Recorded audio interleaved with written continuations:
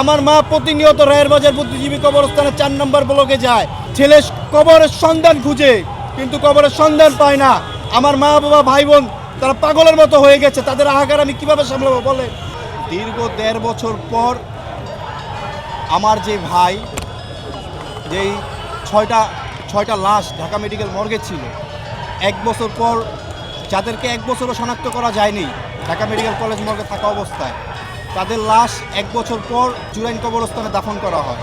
আমার এক মা, আমার এক বাবা আর এক বোন এখানে আছে দেখছেন, ওনার ছেলে সাব্বির হোসেন মুন্না, যার লাশ দীর্ঘ ১.৫ বছর পর আজ ডিএনএ টেস্টের মাধ্যমে শনাক্ত হয়েছে, কিন্তু তার কবরের সন্ধানটা এখনও পায় নাই।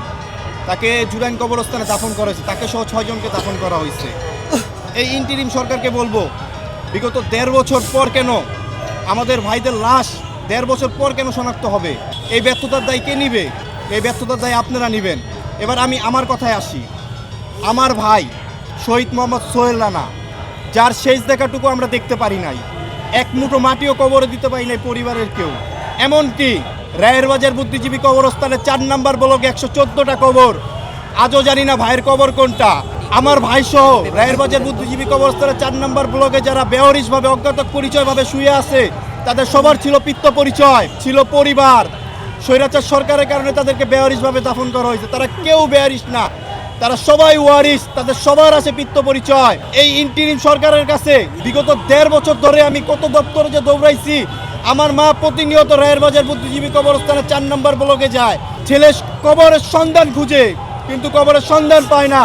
আমার মা বাবা ভাই বোন তারা পাগলের মতো হয়ে গেছে, তাদের হাহাকার আমি কিভাবে সামলাবো বলে। যুদ্ধ শুরু হলে রাজনীতিবিদরা অস্ত্র দেয়, ধনীরা রুটি দেয়, আর গরিবেরা দেয় তাদের ছেলেদের।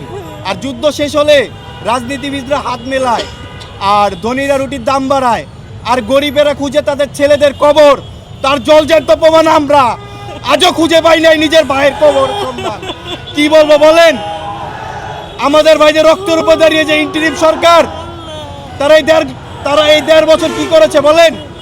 এই ১.৫ বছরে কেন আজও আমাদের ভাইদেরকে ডিএনএ টেস্টের মাধ্যমে শনাক্ত করা হলো না? আজও কেন আমাদের ভাইরা রায়ের বাজার বুদ্ধিজীবী কবরস্থানে ৪ নম্বর ব্লকে এবং জুরাইনে বেওয়ারিশভাবে শুয়ে আছে? এই রাষ্ট্র আমাদের জন্য কি করেছে বলেন? এই রাষ্ট্র আপনাদের মিডিয়ার সামনে বড় বড় ভাষণ দিতে পারে, তারা মিডিয়ার সামনে অনেক কথা কয়, কিন্তু বাস্তবে তার কোনো কার্যক্রম আমরা দেখতে পারি না।